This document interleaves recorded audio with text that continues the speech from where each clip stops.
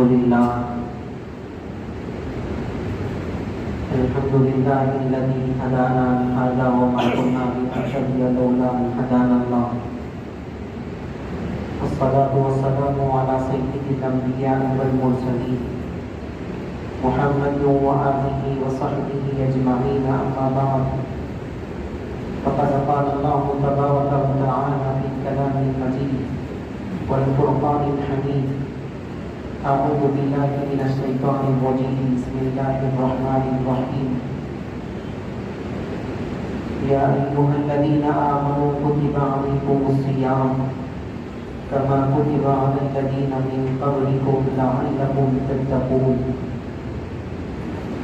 صدق الله العظيم وقال النبي صلى الله عليه وسلم الصوم لي وأنا أجزي به أو كما قال عليه الصلاة والسلام.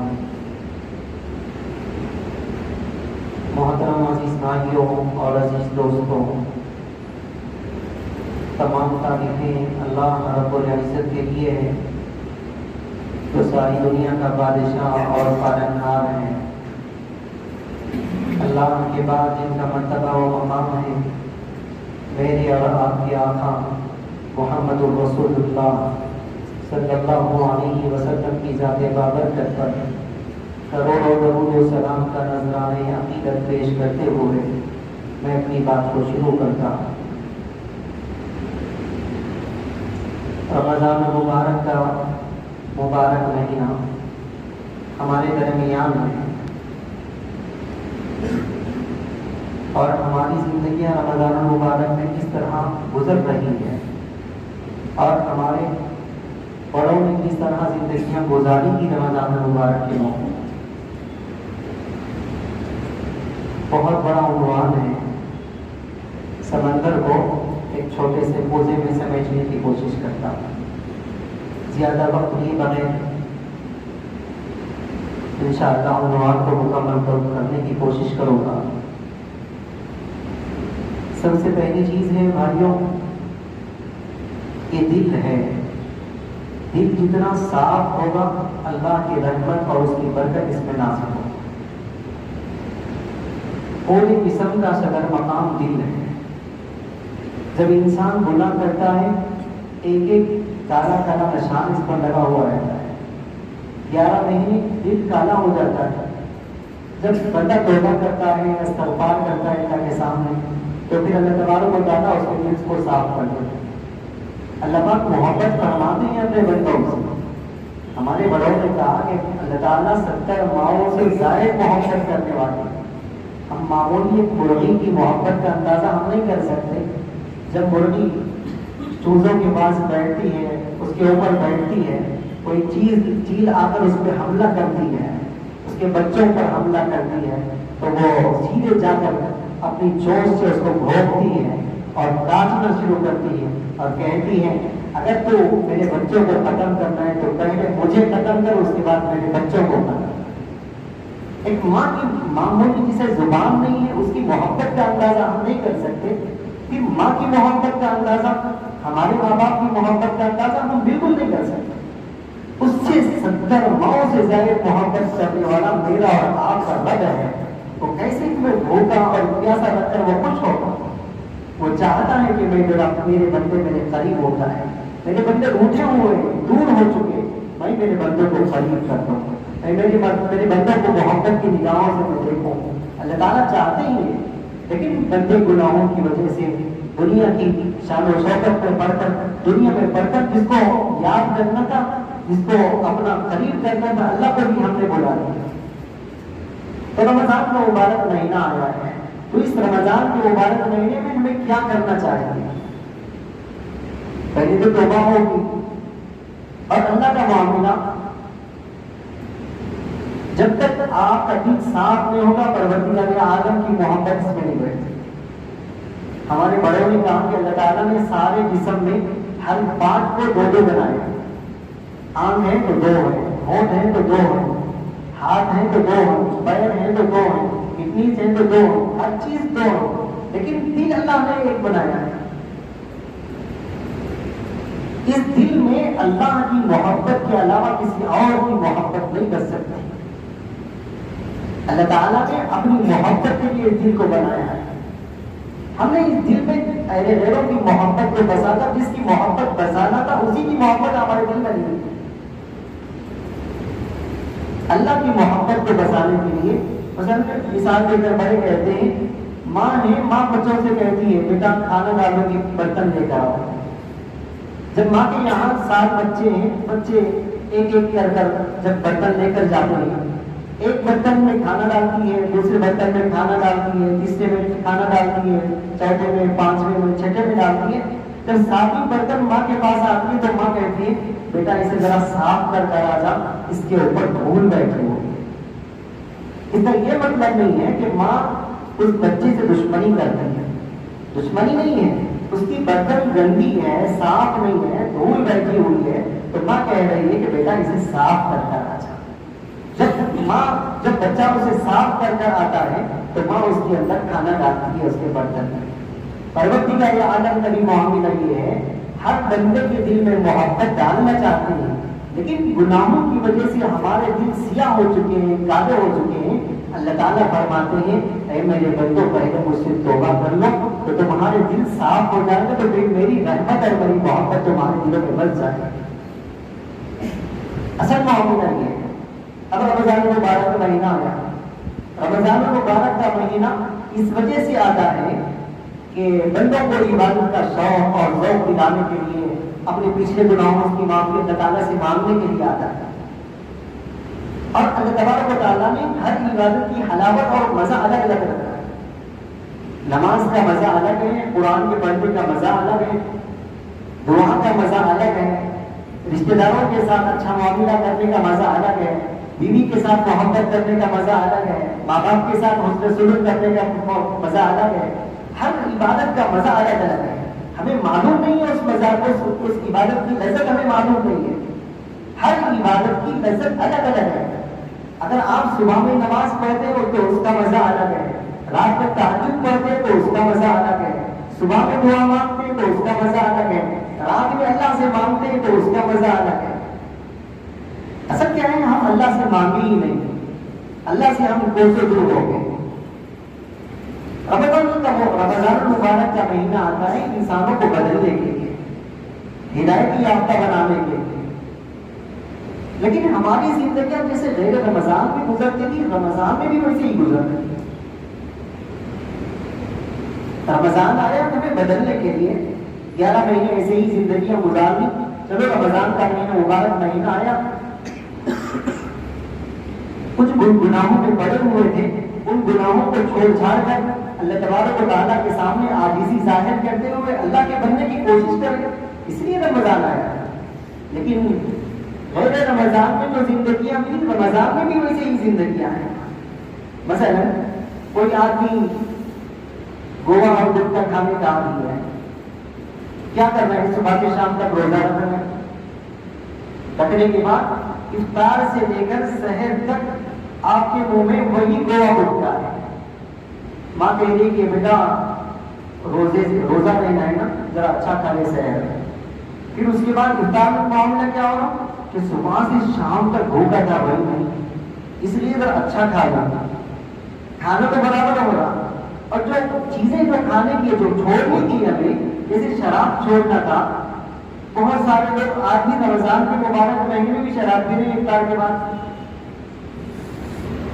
جا کر دیکھیں آپ, اور زیادہ تر مسلم علاقوں میں شراب پانے گول گٹکے کا معاملہ ہے, پان کا معاملہ ہے.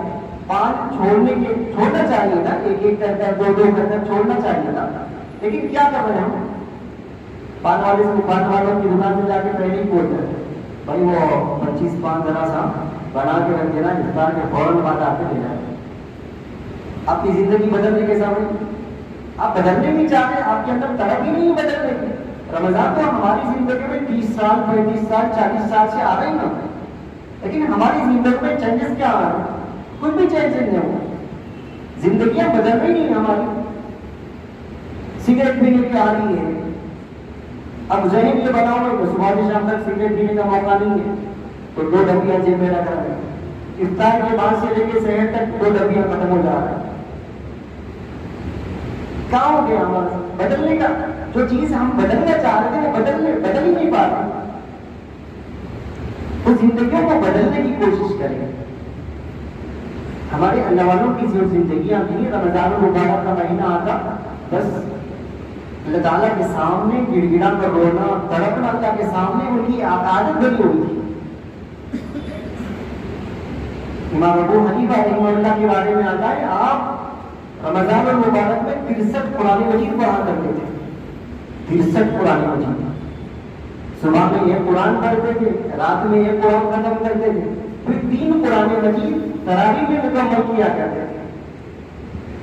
ذرا سا ہم بھی کنٹرول لیں. ہمارے بڑوں نے 63 قرآن مجید مکمل کی، کیا ہماری یہ قرآن مجید تو مکمل ہوئی رمضان میں؟ بس بھوکے رہنے کا نام روزہ نہیں ہے بھائیوں. بھوکے پیاسے رہنے کا نام روزہ نہیں ہے.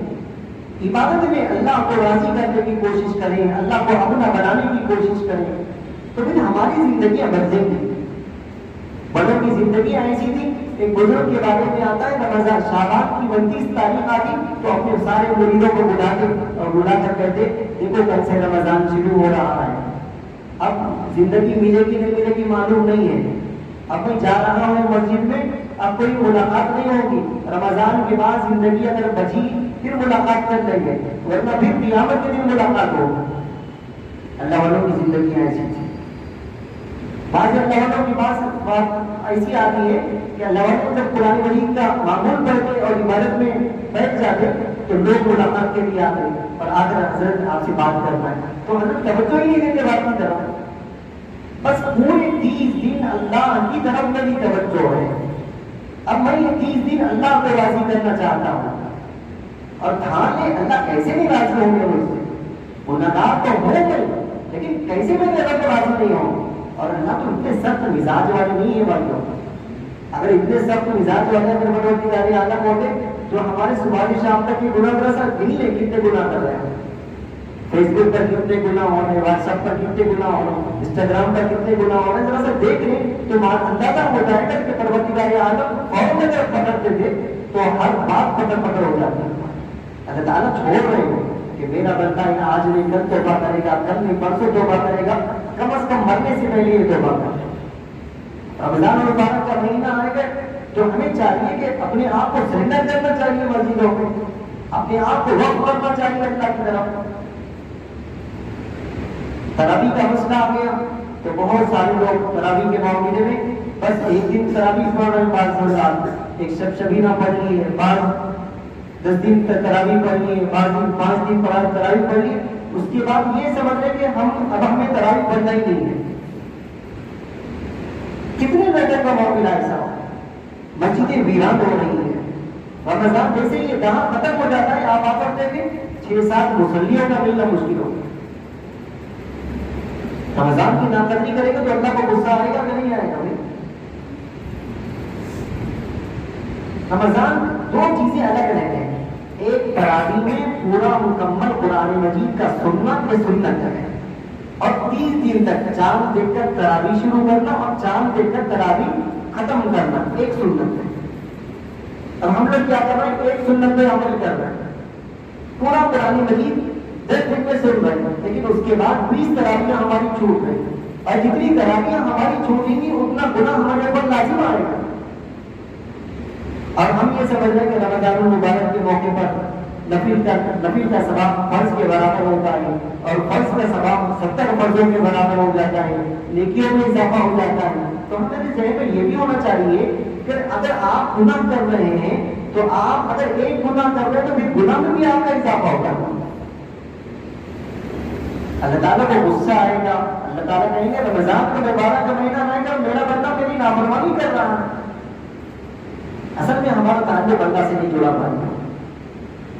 اللہ تعالیٰ سے ہمارا تعلق جڑنا چاہے گا. رمضان المبارک میں اگر صحیح تعلق اگر جوڑ لیں، ہمارے بزرگ کہتے ہیں رمضان میں جو انسان جیسی زندگی گزارے گا غیر رمضان میں بھی اس کی زندگی ویسی گزرے گی. جو انسان رمضان المبارک میں تہجد کی پابندی کرے گا غیر رمضان میں بھی اللہ تعالیٰ اس کو تہجد کی توفیق دے دے گا. جو انسان رمضان میں قرآن مجید کی تلاوت کرے گا غیر رمضان میں بھی اس کو قرآن مجید پڑھنے کی اللہ توفیق دے دے گا. جو انسان اپنی بیوی کے ساتھ اچھا رہے گا رمضان میں غیر رمضان میں بھی اللہ تعالیٰ اس کو توفیق دے دے گا. جو انسان اپنے ماں باپ کے ساتھ رمضان میں اچھا رہے گا غیر رمضان میں بھی اللہ تعالیٰ اس کو توفیق دے دے گا. اصل میں ہمارا تعلق پروردگار عالم سے نہیں جڑا. اگر اللہ تعالیٰ سے ہمارا تعلق جڑتا تو پھر اللہ تعالیٰ کے ہم قریب ہو جاتے. حضرت انبیاء علیہ السلام کا تعلق پروردگار عالم سے تھا.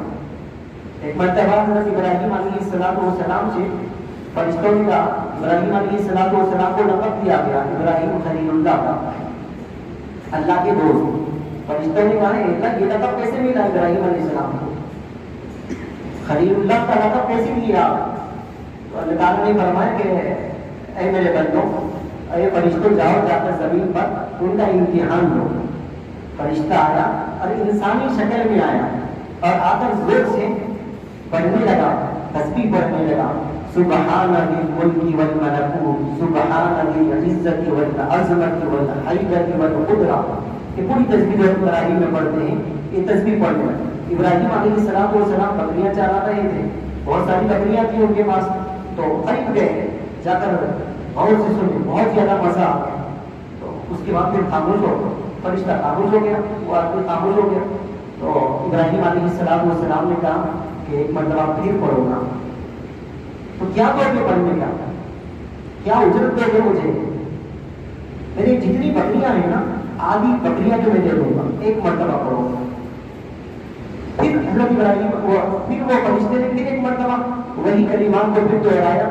تو اس کے بعد ابراہیم علیہ السلام کو بہت زیادہ مزہ آیا. اس کے بعد ابراہیم علیہ السلام نے کہا کہ اور ایک مرتبہ پڑھو.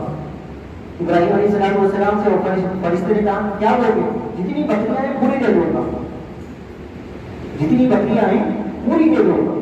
پھر فرشتے نے کہا, پھر اس کے بعد پھر حضرت ابراہیم علیہ السلام نے گزارش کی پھر ایک مرتبہ پڑھو.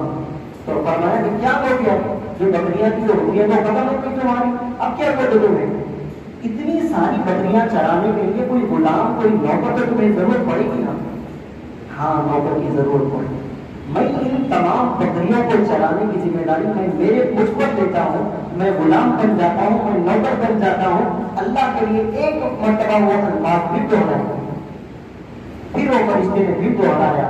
اس کے بعد حضرت ابراہیم علیہ السلام سے وہ آدمی نے کہا میں ایک انسان نہیں ہوں, میں اللہ کی طرف سے ایک فرشتہ ہوں. میں تمہارا امتحان لینے کے لیے آیا تھا. اللہ تعالیٰ نے تمہیں ابراہیم خلیل اللہ کا خطاب دیا, تو خلیل اللہ کا خطاب کیوں دیا گیا؟ میں تمہارا امتحان لینے کے لیے آیا تھا. آج تم تمہارے امتحان میں کامیاب ہو. آج ہماری زندگی میں ہم قرآن پڑھ رہے, ذکر کر رہے, مزہ ہی نہیں آ رہا. چیزوں کا مزہ آ رہا, حلیم کا مزہ کیا ہے, پائے کا مزہ کیا ہے, دوسری چیزوں کا کیا مزہ ہے وہ معلوم ہو گیا. کون سی چیز کہاں ملتی, چوری چوری میں کیا مل رہا, حسینی علم میں کیا مل رہا, وہ پوری چیزیں معلوم ہو. لیکن اللہ کے ذکر کا مزہ نہیں آ رہا ہماری زندگی. اللہ سے ہمارا قرب اور تعلق نہیں جڑا ہوا. یہ تعلق جوڑنا ہے, تعلق جوڑے گا اور تو پھر ہماری اب سے ہی ہمارا تعلق جوڑے گا. تو بڑھاپے میں جا کر جب ہم 70 سال 80 سال کے رہیں گے اس وقت اللہ سے کہہ سکتے ہیں اللہ میرا اور آپ کا تعلق تو قرآن کا تعلق ہے. ہدایت ہونے کے بعد کیا کہیں گے؟ اللہ میرا اور آپ کا تعلق قرآن کا تعلق ہے نا. آپ تو نئے لوگوں کو 1-1 لاکھ روپے 1-1 کروڑ روپے دے رہے ہیں. اللہ میں تو پرانا ہوں, اللہ مجھے بھی دے دیجیے نا. لیکن آپ ہدایت ہونے کے بعد اگر تعلق نہیں, ابھی سے تعلق نہیں جڑا, ہدایت ہونے کے بعد آپ کیا کہیں گے؟ اللہ میرا اور آپ کا تعلق نیا تعلق ہے. نئے تعلق والوں کو تب نہیں ملے گا جتنا پرانے تعلق والوں کو ملتا ہے. مثلا مثال کے طور پر ہمارے بڑے مثال دے کر فرماتے ہیں کہ دیکھو بھائیوں, کوئی گاؤں کی مرغی ہے, معلوم ہے نا مرغی, گاؤں کی مرغی ہے, وہ مرغی کو شہر میں لایا جاتا ہے. لانے کے بعد وہ مرغی کو ایسے ہی نہیں چھوڑتے بلکہ اس کو باندھ کر رکھ دیتے ہیں. 4-5 دن وہ مرغی کو باندھ کر رکھتے ہیں. وہ باندھ کر رکھنے کے بعد اس کو دانا ڈالتے ہیں, پانی ڈالتے ہیں, اور وہ دیکھتی ہے 4-5 دن میں دانا کون ڈال رہا ہے اور پانی کون ڈال رہا ہے. وہ 4-5 دن تک دیکھتی ہے. دیکھنے کے بعد جب اس کو 4-5 دن کے بعد باہر چھوڑ دیتے ہیں، دانا کسی اور جگہ کھاتی ہے، پانی کسی اور جگہ پیتی ہے، لیکن جب انڈا دینے کا وقت آتا ہے تو سیدھے اپنے مالک کے گھر پہ آتی ہے. کسی اور جگہ انڈا نہیں دیتے، سیدھے اپنے مالک کے گھر پہ آتی ہے، ناچ ناچ کر انڈا دیتی ہے. وہ 3-4 دن کے اندر اپنے حقیقی مالک کو پہچان لی کہ میرا مالک یہ ہے، میرا مالک اس گھر والا ہے. تو ہم 70 سال سے 30 سال سے 50 سال سے ہماری زندگیاں دنیا میں گزر گئی ہے. ہم اگر پہچانے تو دنیا کو پہچان لیے، لیکن جس کو پہچاننا تھا اپنے مالک کو پہچاننا تھا، ہم اپنے مالک کو نہیں پہچان سکتے. اگر ہم مالک کو پہچان لیتے تو پھر دنیا میں بھی ہماری کامیابی ہوگی اور آخرت میں بھی ہماری کامیابی ہوگی. رمضان کا مبارک مہینہ ہے بھائیوں، اس کو گناہوں میں اور دوسری چیزوں میں کرنے کے بجائے ہمارا تعلق پروردگار عالم سے ہو. ہمارا سسٹم بنائے، ایک شیڈول بنائے کہ صبح میں کتنے بجے اٹھتے ہیں. صبح میں مثلا 4 بجے اٹھ رہے ہیں، 4 بجے آپ سب سے پہلے وضو کرنا کر 4 رکعت تہجد کی نماز پڑھیں. تہجد کی نماز ہمارے نبی پر فرض تھی، ہم پر فرض نہیں ہے. لیکن جو انسان تہجد کی پابندی کرے گا اس کا شمار اللہ والا میں ہوگا. تہجد کی پابندی کرے، تہجد پڑھنے کے بعد 5 منٹ اللہ سے جی لگائے، دعا کریں، اللہ رمضان کا مبارک مہینہ ہے، بیماریاں گھیری ہوئی ہیں، پریشانیاں گھیری ہوئی ہیں، ملک کے حالات یہ ہیں، سارے عالم میں مسلمانوں کا کوئی ثانی حال نہیں ہے. اللہ فلسطینوں کا حال وہ ہے. اللہ تعالیٰ میری ان زندگیوں کو بدل دیجیے، میری آخرت کو بنا دیجیے. 5-10 منٹ اللہ سے جی لگائیں، تعلق جوڑیں اللہ سے. پھر اس کے بعد تہجد کے بعد آپ سحر کریں. سحر کرتے ہی پھر آپ کے ہاتھ میں قرآن مجید ہو، قرآن پڑھنا شروع کریں. پھر فجر ہوگی، فجر کے فوراً بعد تھوڑی دیر ذکر و اذکار میں لگ جائیں. 100 مرتبہ اللہ کے نبی صلی اللہ علیہ وسلم پر درود پڑھیں، سورۃ کریمہ پڑھیں، استغفار پڑھیں. اس کے بعد آپ آرام کا تقاضا ہے تو آرام کر لیں. پھر اس کے بعد 10-11 بجے آپ ڈیوٹی کو جاتے ہیں، نکل جائیں. پھر اس کے بعد ظہر سے 15-20 منٹ پہلے آ جائیں. پھر آپ کے ہاتھ میں قرآن مجید ہو، ایک پارہ روزانہ کم از کم قرآن پڑھنا نہیں آتا، قرآن پڑھ وہی آپ پڑھتے رہے. یہ اللہ کا کلام ہے، اللہ کا میسج ہے، آسمانوں سے ہمارے پاس آیا ہوا ہے. اس کی کتنی ویلیو ساری دنیا پڑھتی ہے، آپ آج قرآن نہیں پڑھ رہے. پھر اس کے بعد آپ جائیں، جا کر آ کر پھر ڈیوٹی پر لگ جائیں. پھر عصر کے بعد آپ تمام کاموں کو چھوڑ دیں اور اس کے بعد عصر کے فوراً بعد مغرب سے پہلے اللہ کے سامنے پھر 10 منٹ. یہ دونوں اوقات میں دعائیں قبول ہونے کے وقت میں، ایک تہجد کے وقت میں اور افطار کے وقت میں. اور ہمارے 2 اوقات بھی ایسے ہی ختم ہو جاتا ہے. ایک افطار سحر کے وقت میں سحری کھانے میں ختم ہو جا رہا ہے وقت، اور دوسرے افطار کے وقت میں افطار کی تیاری میں وقت نکل رہا ہے. یہ 2 اہم وقت اوقات ہیں. اس کو دعاؤں میں صرف کرنے کی کوشش کریں. اچھا ٹھیک ہے، ہم دعا کر رہے ہیں لیکن ہماری عورتیں دعا نہیں کر رہے. ہم تہجد پڑھ رہے، ہماری عورتیں تہجد نہیں پڑھ رہی. ان سے کہیں اللہ کا شکر ہے آپ تو ہمیں پکا کر دیتی ہے، اللہ کا شکر ہے، ہم آپ کا شکر گزار، ہم آپ کا شکریہ ادا کرتے ہیں، لیکن آپ دونوں تک تہجد کی نماز پڑھیں، ہمارے لیے دعا کریں. عورتوں سے کہیں ہمارے لیے دعا کریں. اس لیے کہ بھائیوں بڑے کہتے ہیں کہ عورتوں کی دعاؤں میں اللہ پاک وہ اثر رکھتے ہیں کہ آدمی باہر کے کام میں بہت سارے کام کبھی کبھار اٹکے ہوئے رہتے ہیں، ہمارے کام بنتے ہیں. جب مرد باہر نکلتا ہے، عورت اندر رہ کر دعا کرتی ہے، اللہ تعالیٰ عورت کی دعا کو قبول کر مرد کے کام بنا دیتا ہے. ہماری عورتیں نمازوں کی پابند نہیں ہے، اور قیامت کے دن ہمارا قادت پکڑے گی، ہمارا دامن پکڑے گی یہی عورتیں اور کہے گی پہلا یہ تو میرا شوہر تھا، یہ تو میرا بھائی تھا، یہ تو میرا باپ تھا، مجھے کہہ سکتا تھا کہ نماز پڑھو، لیکن یہ نماز نہیں پڑھا، مجھے نماز کی دعوت نہیں دیتا تھا. ان کو بھی تہجد کی دعوت. اور افطار میں کہیں کہ آپ جلدی جلدی کام کر لیں، 5 منٹ ہم تمام بیٹھ کر دعا کر لیں، سب مل کر اللہ سے مانگیں گے. اللہ کیسے نہیں راضی ہوتے دیکھیں گے ہم. اللہ راضی ہوں گے بھائی، اللہ راضی ہوں گے. تو ہمیں ضرورت اس بات کی ہے کہ رمضان کا مبارک مہینہ ہے، اپنی زندگیوں میں چینجز لانے کی. بدلنے کی کوشش کریں، انشاءاللہ ہماری زندگیاں بدلیں گی۔ ہاں، اگر ہم طلب لے کر طلب کے ساتھ اللہ سے مانگیں گے تو ہماری زندگیاں بدلیں گی، اگر طلب نہیں رہے گی تو نہیں بدلیں گی۔ مغرب کے بعد آپ افطار کر لیں، افطار کے فوراً بعد ہلکا پھلکا کھائیں، اگر آپ زیادہ کھائیں گے تو پھر تراویح کی دلچسپی آپ کے اندر نہیں رہے گی۔ ہاں، تراویح چھوٹنے کا اندیشہ رہے گا، ہلکی پھلکی غذا کھائیں، اس کے بعد تراویح کا خاص اہتمام کریں، تراویح کے بعد آئیں گھر میں 2 رکعت سلام توبہ کی نماز پڑھیں، توبہ کی نماز پڑھ کر لائٹیں بند کر پھر اللہ سے 10 منٹ 15 منٹ اللہ سے جی لگائیں، اللہ رمضان کا مبارک مہینہ ہے، مہینے رمضان میں ہم اللہ کو پکارتے ہیں، رمضان کا مبارک مہینہ وہ مہینہ ہے اللہ پکارتا ہے اور اللہ کہتے ہیں ہے کوئی مانگنے والا کہ میں اس کی دعاؤں کو قبول کروں، ہے کوئی مغفرت طلب کرنے والا کہ میں اس کی مغفرت طلب۔ اللہ کے نبی صلی اللہ علیہ وسلم صحابہ کے درمیان میں بیٹھے ہوئے تھے، صحابہ کے سامنے اللہ کے نبی صلی اللہ علیہ وسلم جب خطبہ دینے کے لیے آپ نے پہلی سیڑھی پر قدم رکھے تو آمین کہا، پھر دوسری سیڑھی پر قدم رکھا تو آمین کہا، پھر تیسری سیڑھی پر آپ نے قدم رکھا تو آمین کہا۔ صحابہ کرام نماز کی بات فرمائے، یا رسول اللہ صلی اللہ علیہ وسلم آج ایک انوکھی بات دیکھ رہے ہیں کہ آپ نے کبھی ایسا نہیں کیا، آج ایسا کیا کہ پہلی سیڑھی پر آپ نے قدم رکھا تو آمین کہا، دوسری سیڑھی پر قدم رکھا تو آمین کہا، تیسری سیڑھی پر قدم رکھا تو آمین کہا، یہ کیا بات ہے؟ اللہ کے نبی صلی اللہ علیہ وسلم نے فرمایا دیکھو جبرائیل بد دعا دے رہے ہیں، جبرائیل بد دعا دے رہے تھے کہ میں نے جب پہلی سیڑھی پر قدم رکھا تو جبرائیل کہہ رہے تھے کہ جو رمضان کو پائے اور پھر اپنی مغفرت اللہ سے نہ کرا لے ہلاک ہو جائے وہ انسان، تو اس پر جبرائیل کی بد دعا پر میں نے آمین کہا، جبرائیل کی بد دعا ہی کافی تھی، لیکن اس کے بعد میرے اور آپ کے آقا محمد رسول اللہ صلی اللہ علیہ وسلم کا آمین کہنا اس پر کتنی سخت وعید ہے۔ تو ہمیں چاہیے کہ اگر ہم رمضان کو پائیں پھر اپنی مغفرت نہ کرائیں تو پھر ہم ہلاک ہو گئے، اور پھر معلوم نہیں ہے ہماری زندگی کا یہ آخری رمضان ہوگا، معلوم نہیں ہے کب آ کر ہماری زندگی ختم ہوگی، کب زندگیاں ختم ہوگی معلوم نہیں ہے بھائیوں، کون سی بیماریاں کب عطائق ہو رہی ہے، کیا ہو رہی ہے۔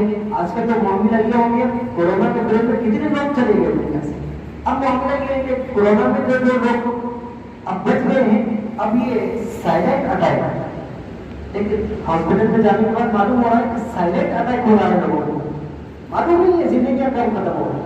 اس لیے میں آپ حضرات سے گزارش کرتا ہوں رمضان کو صحیح سے گزارنے کی کوشش کریں، اللہ تعالیٰ توفیق عمل مجھے بھی مرحمت فرمائے، آپ لوگوں کو بھی توفیق عمل مرحمت فرمائے، اللہ تعالیٰ سے دعا ہے اللہ تعالیٰ کے رسول سے عمل کی توفیق عطا فرمائے، دعا کی